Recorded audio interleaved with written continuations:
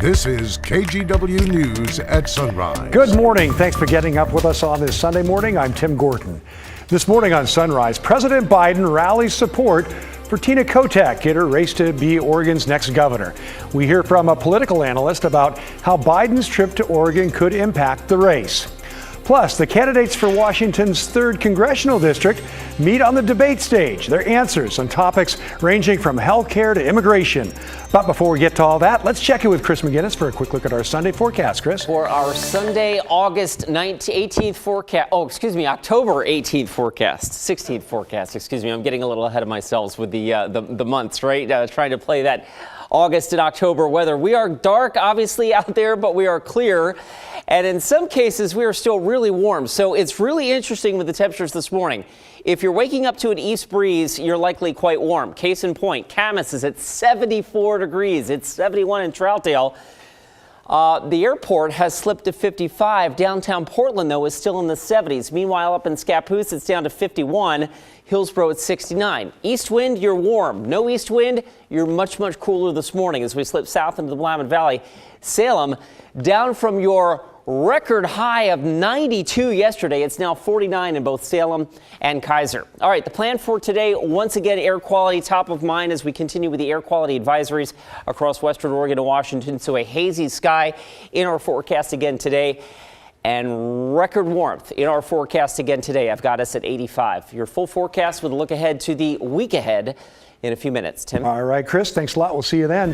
Well, President Biden has wrapped up his 2-day visit to Portland. His stop in the Rose City was part of a 3-state tour in western states ahead of the midterm elections next month. During his visit, Biden spoke about helping American families and rallied support for Tina Kotek, Oregon's Democratic candidate for governor.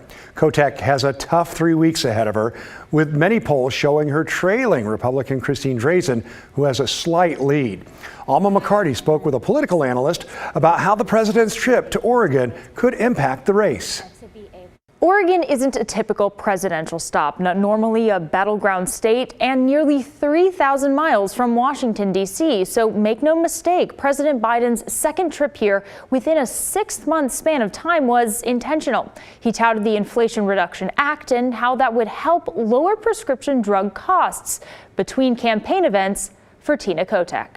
Not long after Air Force One touched down, President Biden's motorcade made its way to southeast Portland to drum up support for the Democratic candidate for governor. This is, I think, the most important off-year election that we've had since Roosevelt's time. I mean that sincerely, because so much is at stake. The president pitched in alongside volunteers phone banking for Tina Kotek Friday night and took part in a reception for her on Saturday. I think it really sends a message that, hey, Oregon needs to be on the map this year. Right now, polls show Republican Christine Drazan with a slight lead over Kotek.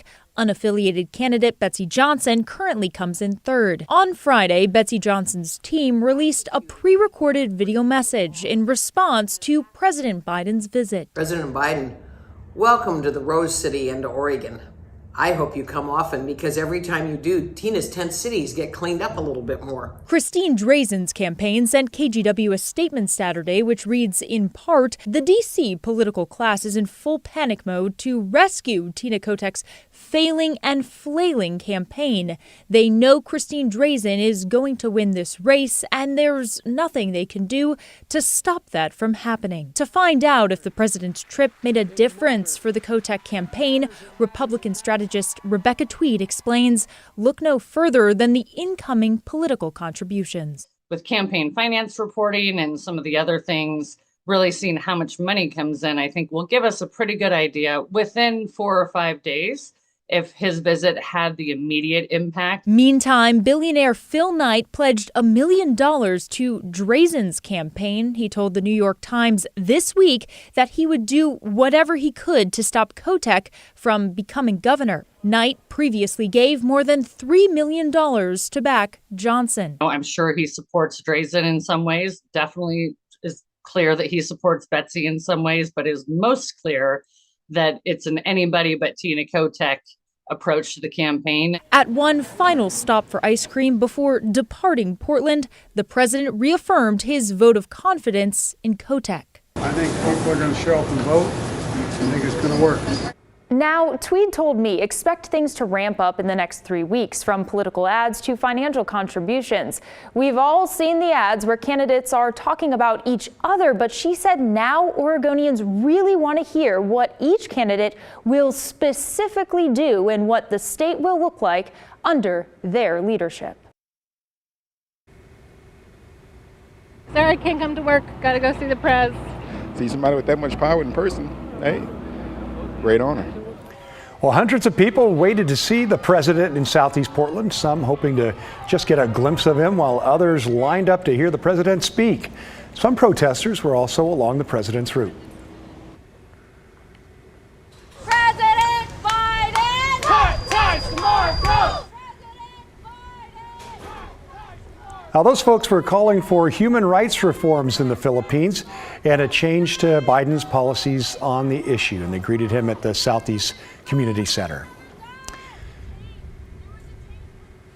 All right, well, the candidates for Southwest Washington's 3rd Congressional District faced off on the debate stage on Saturday.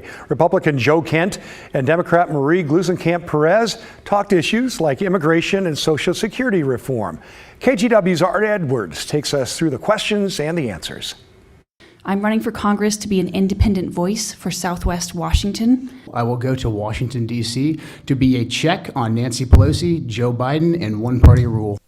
As they debated in Vancouver on Saturday, both Democrat Marie Gluesenkamp-Perez and Republican Joe Kent had strong responses to a question about immigration. I want to ban economic immigration. If a visa takes a job away from an American citizen, we must prioritize Americans. My opponent will say that I'm racist for saying so, but I want to put American workers first because I think it's our obligation to provide good paying jobs for our people. That Joe Kent's plan to ban all legal immigration for 20 years is economic sabotage.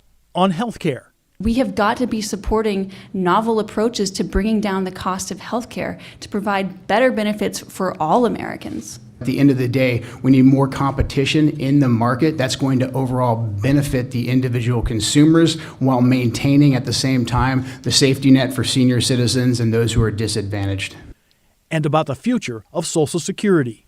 We have a basic math problem. The baby boom generation, it's basically a reverse pyramid. There's not going to be enough of us to support them. So we can put our head in the sand and say that things are just hunky-dory and we can continue to do what we're doing right now, or we can start looking for real new solutions. We've got to increase solvency. One of the ways that we can do that is by removing the income tax cap and ensure that you pay the same ratio of into Social Security regardless of how much you earn. Well, as they debated in Vancouver on Saturday, both Democrat Marie Gluesenkamp-Perez and Republican Joe Kent had strong responses to some of the immigration questions.